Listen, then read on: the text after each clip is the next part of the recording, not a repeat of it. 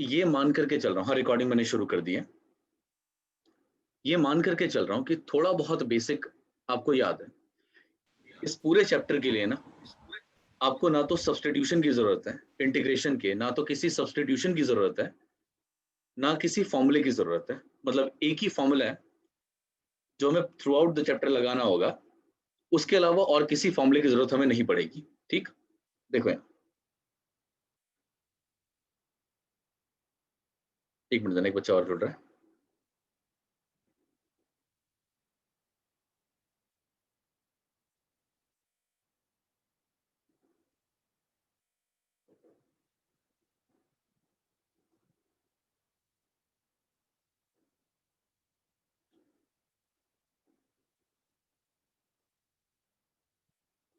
चल देखो हाँ जी, तो आप में से किसी ने बताना है? इक्षित, मैं आपसे पूछ लेता हूँ। इक्षित, इसका इंटीग्रेशन क्या होगा? बहुत बेसिक है, इस पूरे चैप्टर में बहुत बेसिक इंटीग्रेशन है। इसका इंटीग्रेशन क्या होगा? X square by 2। X square by 2 correct है।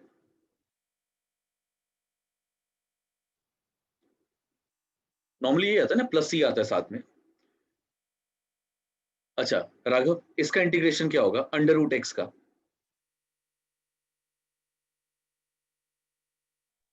Sir 2 into x raised to power 3/2/3। Very good. अभी पार हाफ है, आप इसे बढ़ा देना, बड़े ही पार से डिवाइड कर देना, साथ में प्लस सी आपका रिजल्ट होगा। ठीक, हाँ जी डन यहाँ तक।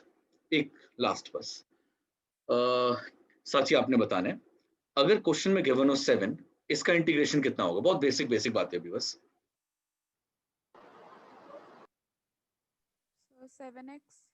7x होगा प्लस सी। हाँ जी, हमें से अभी तक मतलब हमने अपनी क्लास के अंदर एक पार्ट अभी इंटीग्रेशन का किया है जिसे कहते हैं इनडेफिनिट इंटीग्रल्स। एओआई में इनडेफिनिट नहीं है, एओआई में डेफिनिट इंटीग्रल्स है। इससे फर्क क्या पड़ेगा वो समझा देता हूं, सुनना। जब आप इंटीग्रेट करते हो तो आपका ये इंटीग्रेशन विद इन एक रेंज होगा। मैं इसका प्रैक्टिकल इंप्लीकेशन जो आप ग्राफ के अंदर करने वाले हो मैं वो भी समझा दूंगा, बट अभी के लिए बस आप इतना समझो, एक लोअर वैल्यू गिवन है इंटीग्रेशन में, एक लोअर वैल्यू गिवन है, एक अपर वैल्यू गिवन है, सपोज 5। हमेशा ऐसे ही होगा, लोअर टू अपर, मतलब नीचे हमेशा लोअर वैल्यू आएगी, ऊपर हमेशा अपर वैल्यू आएगी। और आपको इस रेंज के अंदर किसी वैल्यू का इंटीग्रेशन निकालना होगा। जैसे मान लो x का निकालना चाहते हैं आप, नॉर्मल इंटीग्रेशन करना जैसे आपने पहले सीखा था, ये जैसे मैंने यहाँ किया हुआ है, बिल्कुल नॉर्मल इंटीग्रेशन करना। प्लस सी यहाँ नहीं करना होता।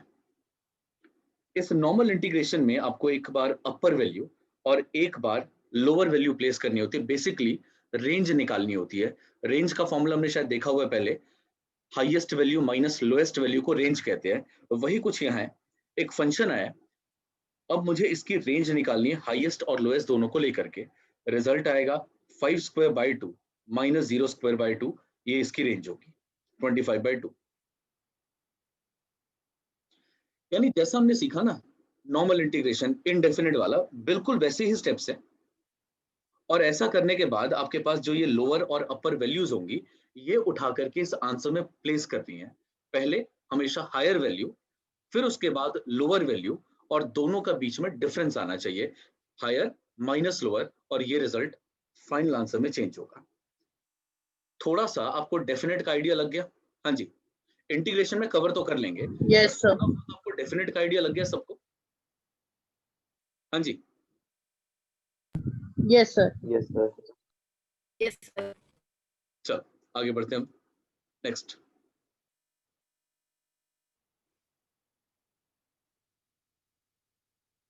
हाँ प्लस सी, इसलिए देखो प्लस सी का रीजन ये भी है ना कि आपने एक्स स्क्वायर बाई 2 प्लस सी लिखा भी होता तो पहले आपने इस पूरे के अंदर 5 डालना है, एक्स की जगह पर, वेरिएबल की जगह 5 डालना है, तो रिजल्ट आता 5 स्क्वायर बाई 2 प्लस सी। फिर आपको 0 डालना है इसी पूरे क्वेश्चन में, रिजल्ट आता 0 स्क्वायर बाई 2 प्लस सी। ठीक है ना? तो आपका डाउट क्लियर हो गया?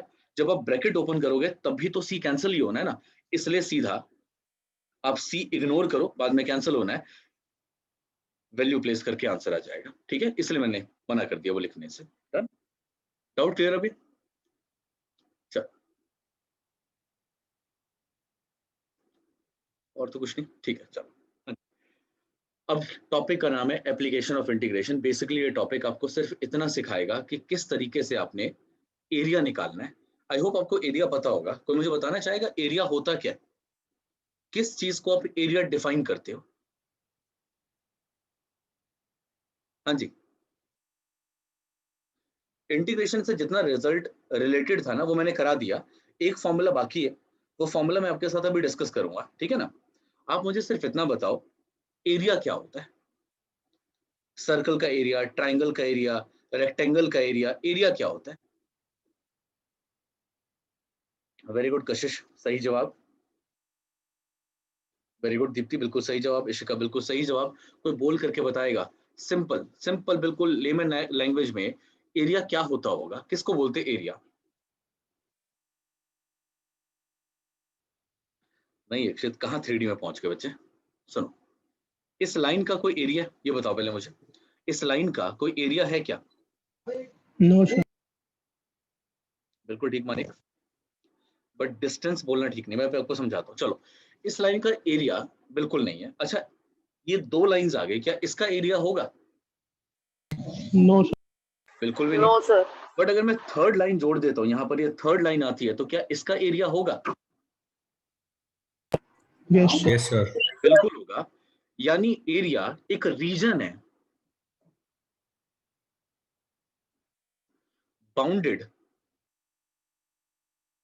Between figures. कोई भी फिगर हो सकती है, लाइन हो, सर्कल हो, स्क्वायर हो, कुछ भी चलेगा, बस वो एरिया घिरा होना चाहिए, मतलब चारों तरफ से घिरा होना चाहिए। अगर ऐसा होगा तो आप बीच में आने वाले पार्ट को एरिया बोलोगे। जैसे यहां पर ये बन गया एरिया ऑफ ट्राइंगल। अगर मैं बात करता हूं इस पार्ट की, तो ये क्या एरिया बना सकता है? यहाँ पर क्या कोई एरिया होगा यहाँ पर? No, sir. बिल्कुल सही डेफिनेशन है आपकी। बट अगर मैं इसे क्लोज कर देता हूं, तो क्या इस सर्कल का कोई एरिया होगा? अगर ये सर्कल मान लो आप थोड़ी देर के लिए, तो Yes, sir. बिल्कुल होगा। ये जो हिस्सा बीच में आ गया, जो चारों तरफ से घिरा हुआ है, जो बाउंडेड है, इसे कहा जाता है, इस रीजन को, it is area of circle. Clear यहाँ पर? यानी फिगर का बंद होना बहुत जरूरी है, क्लोज होना बहुत जरूरी है। अगर फिगर बंद नहीं होगी, क्लोज नहीं होगी, तो आप इसे एरिया नहीं बोल सकते। ये बात सबको समझ आई? हाँ जी, यहाँ तक क्लियर है सबको? और राघव, हमेशा क्लोज्ड पॉलीगन नहीं होगा बच्चे, हर फिगर लाइन से नहीं बनती, कुछ फिगर कर्व से भी बनती है, ठीक है ना। तो पॉलीगन कहना ठीक नहीं है। चल आगे बढ़ते हैं जरा। तो हमें ये भी समझ में आ गया कि कौन सा इंटीग्रेशन का पार्ट इससे जुड़ा हुआ है, डेफिनेट वाला पार्ट। हमें ये भी समझ में आ गया कि एरिया क्या होता है। अब मैं एरिया को इंटीग्रेशन से जोड़ने की कोशिश कर रहा हूं। सुनना,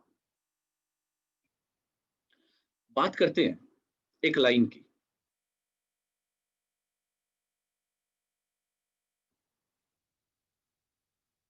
इस बात का जवाब कौन देगा? कैसे पता चलता है कि लाइन की इक्वेशन है, किसी कर्व की इक्वेशन है? कैसे पता चलता है ये? Y equals to mx plus c. Sir linear है। कैसे कैसे पता चलेगा कि ये लाइन की इक्वेशन है? दो बच्चों ने सही जवाब बोल करके दिया है, तीन बच्चों ने यहाँ लिख दिया है, और कोई बोल करके बताएगा? वेरी गुड ज्योति, बिल्कुल आपका भी सही है। हाँ जी। सर जनरल फॉर्म में। नहीं, वैसे मतलब कैसे पहचानोगे कैसे कि ये लाइन की इक्वेशन है? जनरल फॉर्म में नहीं, वैसे बिना जनरल फॉर्म के। Linear है। लीनियर है। यानी अगर, ध्यान से सुनना, यानी अगर x की हाईएस्ट पावर 1 हो,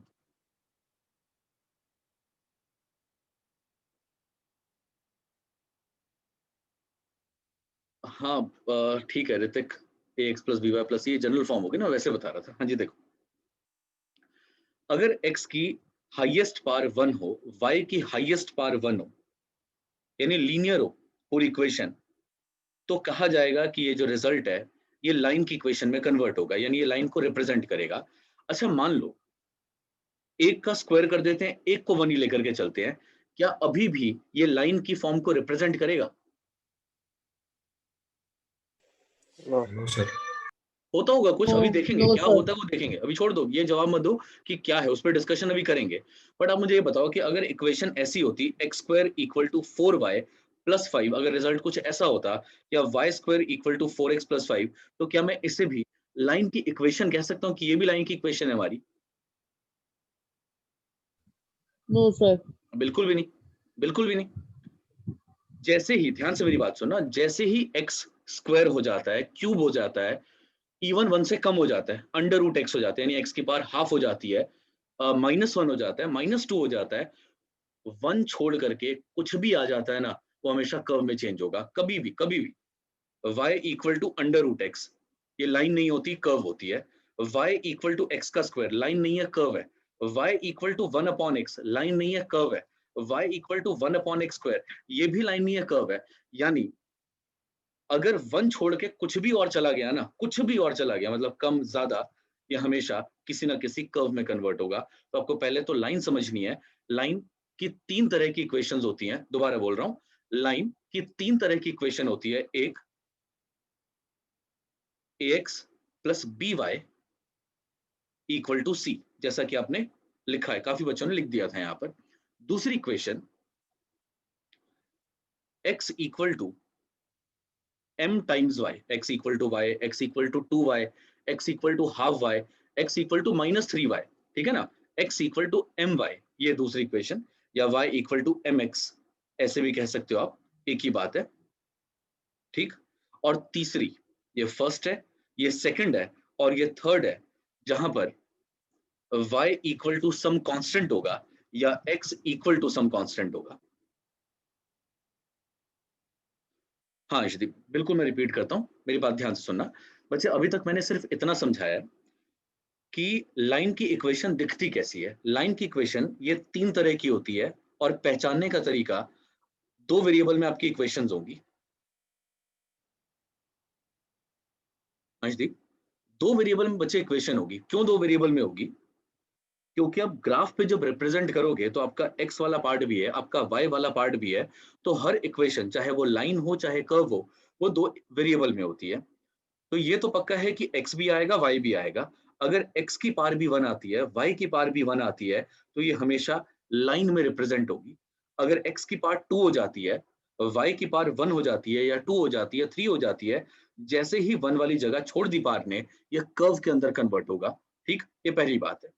फिर मैंने बताया लाइन की 3 तरह की इक्वेशन होती है, एक ये, दूसरी ये, और तीसरी ये। मैं आपसे एक एक करके पूछता हूँ, ठीक है बच्चे? मानी पूछो, कहाँ से पूछना है बच्चे? अच्छा, मैं एक बार, तो जो आपने क्लास में बता रहा था, मैं अभी समझाता हूँ ये वाला पार्ट, 1 मिनट देना। यही कह रहा हूँ, मतलब ये तो समझ आया ना कि लाइन को रिप्रेजेंट करने के 3 तरीके मैंने बताए, बस इतना तो समझ आया ना मानिक? हाँ जी सर, हाँ जी बस सर। अब आगे समझाता हूँ मैं। देखो, आप सबने लाइन ड्रॉ की हुई है, ये वाली, ऐसी लाइन, या ऐसी लाइन, या फिर ऐसी लाइन, या ऐसी लाइन, आप सबने ड्रॉ किया ना, Yes sir. अलग अलग क्वाड्रेंट से पास करती हुई, 2 क्वाड्रेंट कट करती हुई, सबने ड्रॉ किया है। आपको पता है इन लाइंस को क्या बोलते हैं? इन्हें बोलते हैं लाइंस हैविंग इंटरसेप्ट्स। इंटरसेप्ट पढ़ा है 11th क्लास के अंदर? इंटरसेप्ट क्या होता है? Yes sir. देखो, ज्यादा टेक्निकल नहीं जा रहे, बट ये टर्म्स आपको पता होनी चाहिए। तो इंटरसेप्ट का मतलब बताओ पहले, इंटरसेप्ट क्या होता है? कोई मुश्किल काम नहीं है। क्या था intercept? Point at which line cuts the axis. Very good. मतलब जब लाइन कट करेगी एक्सिस को, तो ये जो ओरिजिन से लेकर के एक्स एक्सिस का ये जो गैप बना इतना, इसको बोला जाता है एक्स का इंटरसेप्ट। यानी लाइन ने जो जगह एक्सिस पर छोड़ी हुई है, इसे कहा जाएगा एक्स का इंटरसेप्ट। तो ये कौन सा इंटरसेप्ट हुआ? ये वाला। फिर Y वाई intercept. इंटरसेप्ट हुआ, बिल्कुल सही जवाब। Intercept. ये आ गया वाई इंटरसेप्ट, और ये आ गया एक्स का इंटरसेप्ट, ठीक है। यानी कुछ लाइंस तो ऐसी होंगी जो हमेशा इंटरसेप्ट बनाएंगी ही बनाएंगी, और ये है वो फॉर्म जिसे बोलते हैं इंटरसेप्ट फॉर्म। अभी वो फॉर्म नहीं है पूरी, इंटरसेप्ट फॉर्म कुछ और है, बट मैं आपको बस इतना समझा रहा हूं कि ये जो लाइन की इक्वेशन है, ये हमेशा इंटरसेप्ट बनाएगी ही बनाएगी। वो इंटरसेप्ट ऐसा भी हो सकता है कि y का यहां आ जाए, x का नेगेटिव साइड पर आ जाए। वो इंटरसेप्ट ऐसा भी हो सकता है कि x का भी नेगेटिव पर हो, y का भी नेगेटिव पर हो। लाइन ऐसी भी हो सकती है कि x का पॉजिटिव पर हो, y का इंटरसेप्ट नेगेटिव पे हो। 4 तरह की फॉर्म इसी फॉर्म से निकल जाएगी, 4 तरह के इंटरसेप्ट की फॉर्म इसी फॉर्म से निकल जाएगी। मानिक, अब कुछ दिक्कत यहाँ तक, ये समझ आया ये वाला पार्ट? हाँ जी सर। हाँ बच्चे, और किसी का कोई डाउट? No sir. ठीक है, चलो आगे। अब ध्यान देना। अब बात करते हैं y इक्वल टू mx की, सेकंड वाले पार्ट की। थोड़ा सा दिमाग लगाना है हमें। इंटरसेप्ट का मीनिंग होता है सिंपल गैप ऑन एक्सिस। ये जो गैप है, gap on axis from origin till the line intersects axis. Origin से शुरू करना है और उस पॉइंट तक का गैप जब लाइन कट कर जाएगी किसी एक्सिस को, ये जो गैप बनेगा इस गैप को इंटरसेप्ट बोलेंगे, और ये जो गैप होगा इस गैप को इंटरसेप्ट बोलेंगे। ठीक। अच्छा ये बताओ, y इक्वल टू mx की बात करें तो इसमें स्पेशल क्या होता है, अलग क्या है? ये इस कैटेगरी में फॉल क्यों नहीं कर रहा, पहले वाली कैटेगरी में क्यों नहीं आ रहा है? हाँ जी, वेरी गुड। ये इंटरसेप्ट बनाएगी नहीं कभी। लाइन कैसे दिखेगी? y इक्वल टू एक्स, या फिर y इक्वल टू 2x, या फिर y equal to half x। ये लाइन कभी इंटरसेप्ट नहीं बना सकती, क्योंकि जैसे ही आप x को 0 डालोगे y का खुद का आंसर 0 आ जाएगा। यानी लाइन हमेशा ओरिजिन से पास करेगी। लाइन ऐसी होगी तो y इक्वल टू एक्स है, जिधर ये वाला पार्ट और ये वाला पार्ट दोनों बराबर होंगे। अगर मैं कहता हूं y इक्वल टू 2x है, तो y इक्वल टू 2x का मतलब है कि लाइन ज्यादा x की तरफ झुकी हुई है, क्योंकि x ज्यादा है। लाइन x की तरफ ज्यादा झुकी मिलेगी, बट पास हमेशा ओरिजिन से करेगा। ठीक है। अगर मैं कहता हूं y equal to half X है, यानी y x के आधा है। हाँ जी, अरे सॉरी सॉरी सॉरी सॉरी, हाँ यहाँ मेरी गलती है।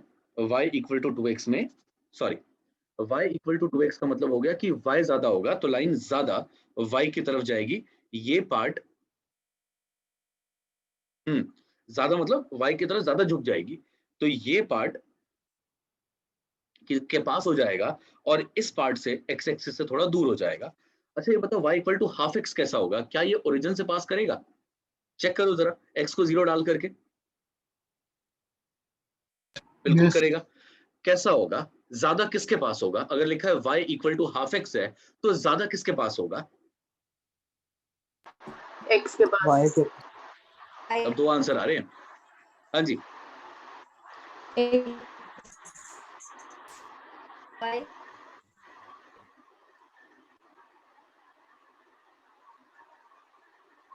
सर y तो आधा है ना x का, x इक्वल टू x की 2y तरफ ही होगा सर। तो ये ज्यादा क्या हुआ? अगर मैं 2 को शिफ्ट कर दूं तो x इक्वल टू 2y हुआ, तो ग्रेटर क्या होगा, ज्यादा क्या होगा? x ज्यादा होगा, तो ये x की तरफ ज्यादा होगा। ठीक है, चलो वो तो आप पॉइंट प्लॉट कर लेना, इतना कुछ याद रखने की भी जरूरत नहीं है। मेन तो आपको ये समझना है कि ओरिजिन से पास करेगा। ठीक है ना, मेन बस हमें ये समझना है। ठीक बच्चे, यहाँ तक क्लियर है?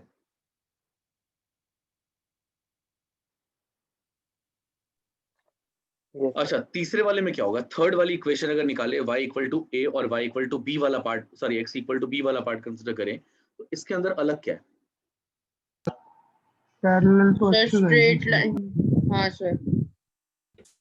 ये लाइंस होती हैं पैरेलल। थर्ड वाले में जैसे लिखा हुआ है y इक्वल टू a, तो इसका मतलब होगा एक ऐसी लाइन जो a से, y के a से x एक्सिस के पैरेलल आएगा। और अगर हम बात करें x इक्वल टू b की, तो x एक्सिस पर b वाले पॉइंट से जब ये y के पैरेलल होगा तो ये रिप्रेजेंट करेगा x इक्वल टू b, और ये आ जाएगा y इक्वल टू a। तो आप देख सकते हो 3 तरह की लाइंस है आपके पास। हाँ जी, कोई क्वेरी है तो पूछ लो। No sir. डन यहाँ तक? Yes sir. हाँ, कुछ भी पूछना है? अभी सिर्फ इतना समझाया कि आप कैसे पहचानोगे लाइन की इक्वेशन, और जब पहचान लोगे कि लाइन की इक्वेशन है तो 3 तरह की लाइन बनेगी। या तो इंटरसेप्ट या वो ओरिजिन से पास करती हुई, या parallel to X parallel to Y. ये 3 तरह की लाइंस ही आपको ड्रॉ करनी पड़ सकती है यहाँ पर AOI के अंदर। बस अभी इतना हमने समझा है, ठीक है। चलो आगे, अब इन केस, चलो एक एक करके मैं पूछना शुरू करता हूँ, जैसे जैसे नाम आते जा रहे हैं वैसे पूछता हूँ, ठीक है। इन केस, अब मैं सेकंड फिगर की बात करूँ, लाइन हमारा क्लियर है। सेकंड फिगर, किसी एक का स्क्वायर हो, एक शित आपकी बारी, किसी एक का स्क्वायर हो और किसी एक की पावर 1 हो, तो एक शित ये कौन सी फिगर में कन्वर्ट हो जाता है? नाम क्या इस फिगर है? कोई और नहीं बोलेगा, सिर्फ एक शित। हाँ जी, कर्व। कर्व है, बिल्कुल सही जवाब, कर्व है। बट कौन सी कर्व है? सर चलो एक्स के सोच, ऊपर फेस हो जाएगा, मतलब एक्स के ऊपर सब वो बन जाएगा सेमी सर्कल। और अच्छा एक मिनट, अमन ने भी है हाथ ऊपर उठाया था। हाँ जी अमन, हाँ बच्चे, ये कौन सी कर्व है?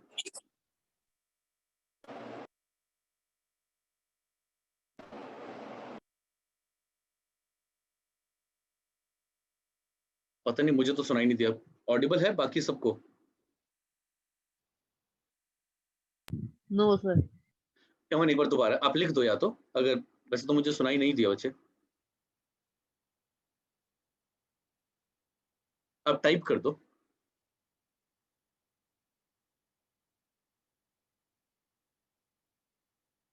नहीं नहीं नहीं, हाँ जी अंशदीप, ये क्या होगा? एक बार बोल के बताना क्या होगा ये।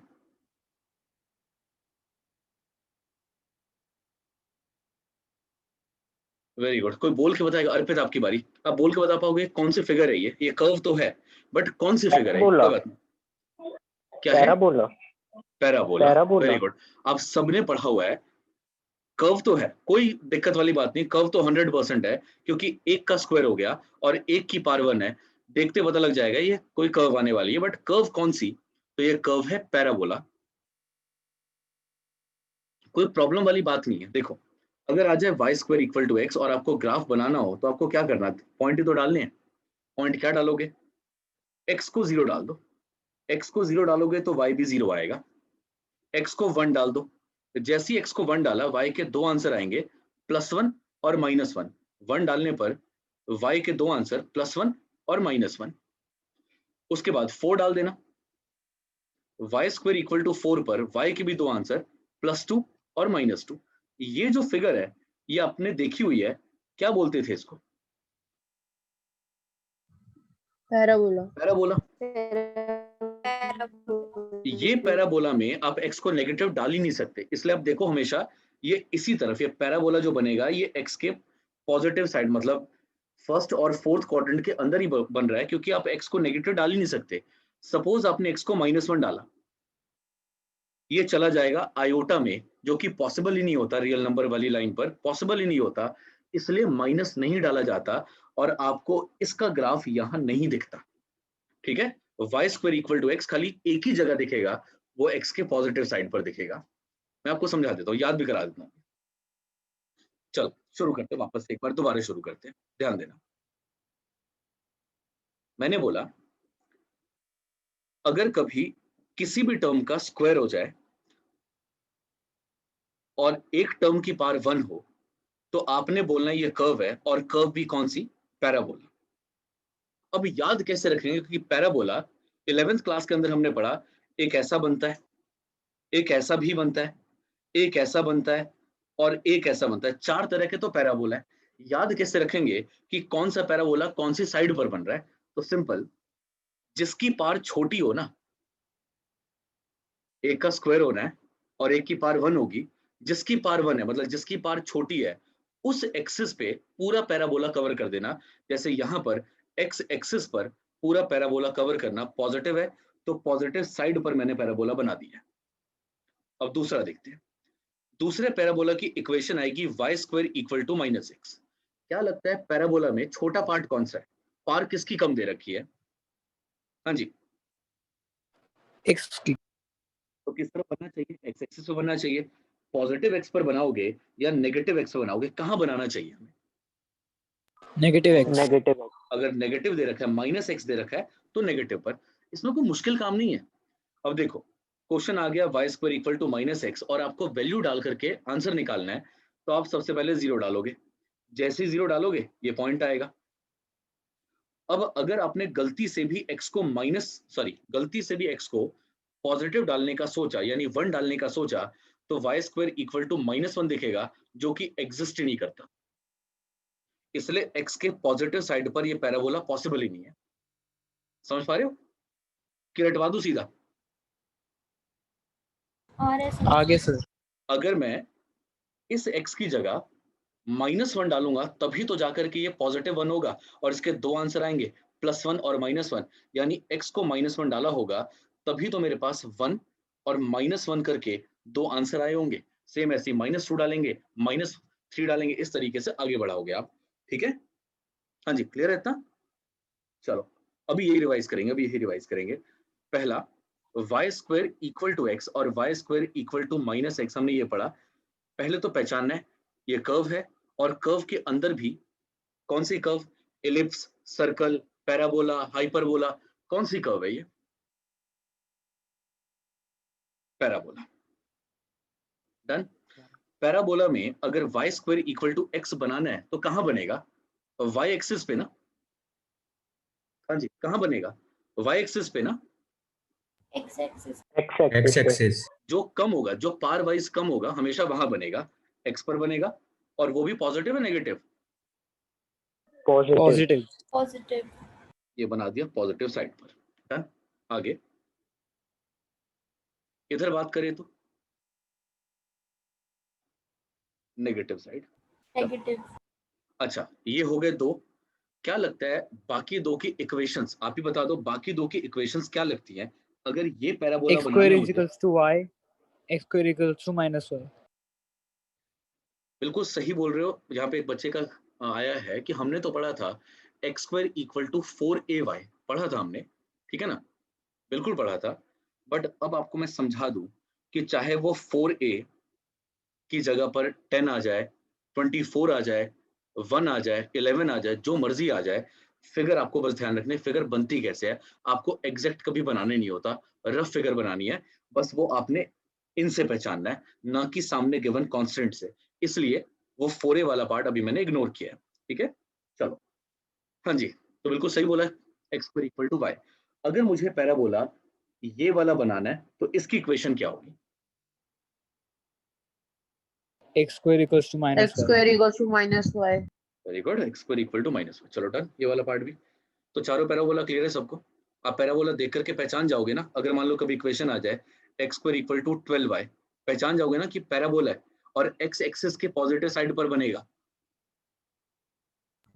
ये देखो, Sir, y y axis axis. हाँ, y ये y एक्सिस के पॉजिटिव साइड पर बनेगा। अभी भी अटके हुए थे। चलो डन, यहाँ तक आगे बढ़ते हैं। पैराबोला हो गया। पैराबोला के बाद हमने लाइन भी देख लिया।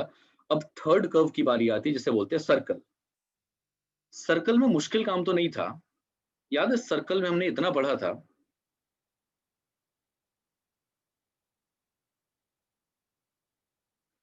कि सर्कल हमने जब कंस्ट्रक्शन में सीखा था 9th या 10th क्लास के अंदर, जब हमने कंस्ट्रक्शन में सीखा था, तो पहले आप सेंटर ढूंढते थे कि सेंटर यहां मार्क करेंगे, और सेंटर मार्क करने के बाद आप रेडियस बनाते थे, फिर अपने प्रोटेक्टर से उस कंपास को यूज करके आप सर्कल बना लेते थे। ऐसे करते थे ना,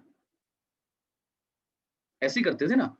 यानी Yes, आपको sir. पहले से ये पता होता था कि सेंटर क्या है, आपको पहले से पता होता था कि रेडियस कितना है। जब हमें ये सारी बातें पता है, सेंटर पता है, रेडियस पता है, तो यही काम आपको इक्वेशन बनाने के लिए भी करना पड़ता है। सेंटर कांस्टेंट रख देते हो आप, a comma b। 11th class के अंदर अपने h कॉमा k रखा हुआ था, मैं अभी a कॉमा b लिखवा रहा हूँ। रेडियस को r, ये पता है, यानी ये भी कांस्टेंट है और ये भी कांस्टेंट है। ठीक है, हाँ जी, क्लियर है इतना? यस सर पता है चेंज क्या होगा? क्योंकि इक्वेशन निकालने के लिए जब लाइन की इक्वेशन में कांस्टेंट आ रहा है तो साथ में वेरिएबल भी तो आ रहे हैं ना, कांस्टेंट और वेरिएबल दोनों आ रहे हैं ना। तो ऐसे ही सर्कल की इक्वेशन निकालने के लिए भी कांस्टेंट और वेरिएबल दोनों आते हैं। अब कांस्टेंट वाली सारी कहानी हमें समझ में आ गई, कांस्टेंट क्या क्या है, वेरिएबल कहां पर है वो भी बताओ। सर्कमफेरेंस पे बार बार पॉइंट चेंज हो रहा है, वेरिएबल का मतलब क्या होता है? चेंज। वेरिएबल का change मतलब जो होता बार बार रहे। वेरी करे, जो चेंज हो बार बार। इसका मतलब ये बाहर वाला पॉइंट रुक नहीं सकता, ये बार बार बदल के ऊपर नीचे जाता जाएगा, फिक्स नहीं हो सकती इसकी वैल्यू। मैं बाहर वाले पॉइंट को वेरिएबल मार्क कर सकता हूँ, कोई दिक्कत तो नहीं यहाँ तक। बार बार बदल रहा है तो वेरिएबल कह सकता हूँ ना। अब इनमें से Yes, कोई sir. सा भी पॉइंट उठा लो, कोई सा भी पॉइंट आप ले लो, ठीक है ना। और इस पॉइंट को लेने के बाद इसमें और इसमें डिस्टेंस फॉर्मूला अप्लाई कर दो। सिंपल, दो पॉइंट आपके पास है, इनके बीच में डिस्टेंस फॉर्मूला अप्लाई कर दो। डिस्टेंस फॉर्मूला रूट के अंदर x का डिफरेंस x के साथ स्क्वायर, इससे कोई फर्क नहीं पड़ता डिफरेंस आप कैसे निकाल रहे हो, a में से x माइनस कर रहे हो कि x माइनस a, कोई फर्क नहीं पड़ता। साथ में इक्वल टू r, कोई दिक्कत यहां तक? हाँ जी, कोई प्रॉब्लम यहां तक? No sir. अगर मैं स्क्वायरिंग कर देता हूं दोनों साइड्स की, तो ये आपकी सर्कल की इक्वेशन होगी। क्या मतलब है, मतलब कैसा दिखेगा सर्कल की इक्वेशन वाला पार्ट, वो भी समझाता हूं। मान लो सेंटर ओरिजिन है, मान लेता हूं थोड़ी देर के लिए, सेंटर इज ओरिजिन 0,0 और रेडियस 1 यूनिट के बराबर है। इक्वेशन पता है कैसी दिखेगी?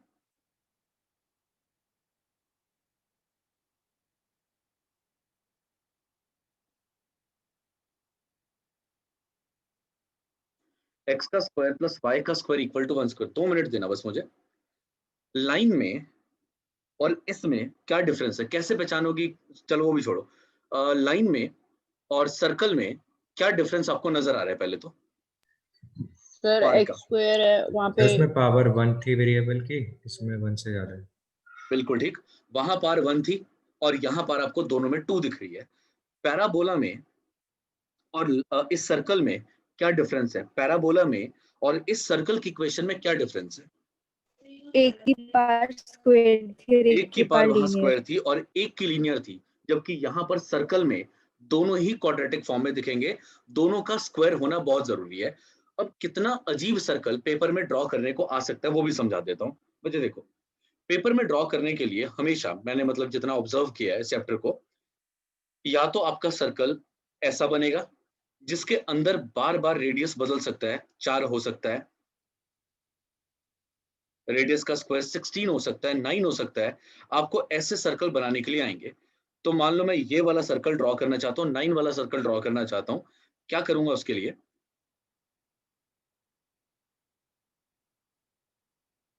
पेपर में पहले तो आप एक्सेस ही बनाओगे ना। अब आप पहले एक्सेस बना लेना और फिर ये सर्कल दिखा देना, क्योंकि सर्कल का जो सेंटर है वो क्वेश्चन ने कहा था ओरिजिन पर है, मैं इसकी बात कर रहा हूं। तो सर्कल का सेंटर आप खुद ही बता सकते हो। एक्स स्क्वायर मतलब एक्स माइनस 0 का स्क्वायर, वाई स्क्वायर मतलब वाई माइनस 0 का स्क्वायर इक्वल टू 3 का स्क्वायर। हमने जब इक्वेशन अभी बनाई थी तो x में से a को माइनस किया था। a क्या था सर्कल का, याद करो जरा, फिगर देख के बताओ। a क्या था सर्कल का? सेंटर। सेंटर था। और सेम ऐसे ही y में से 0 माइनस हो रहा है, तो y में से भी सेंटर माइनस होता था। इसका मतलब 0 0 यानी ओरिजिन इस सर्कल का सेंटर होगा और ये रेडियस का स्क्वायर था। अगर r स्क्वायर खुद 3 स्क्वायर के बराबर होगा तो रेडियस तो 3 यूनिट का के इक्वल हुआ ना, यानी सेंटर ओरिजिन पर हुआ। इधर से रेडियस 3 यूनिट मतलब 3, इधर से रेडियस 3 यूनिट यानी ऊपर 3, यहां से रेडियस 3 यूनिट यानी -3, और यहां से रेडियस 3 यूनिट मतलब -3। इस तरीके से सर्कल ड्रॉ करेंगे। यहां तक क्लियर हुआ? रिजेक्ट कुछ भी नहीं होगा। अच्छा, रेडियस में राघव, रेडियस में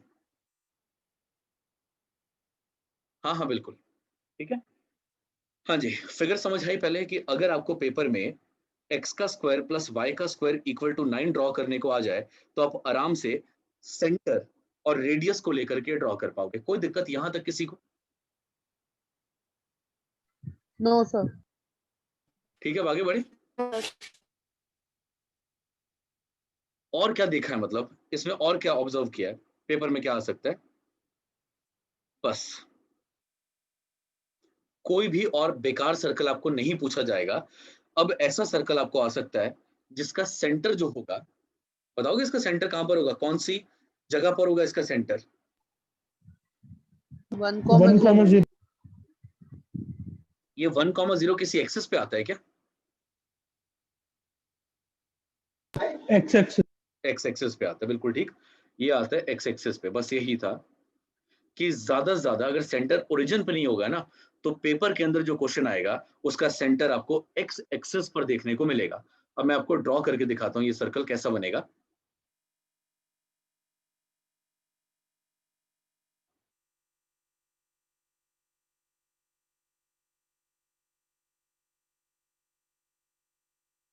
हाँ जी, पहले तो सेंटर कहां पर है इसका? 1,0 करेक्ट है। और रेडियस कितना होगा? 3. 3। 3. चलो पहले मैं आपको ये एक्सेस ड्रॉ करके बता देता हूं।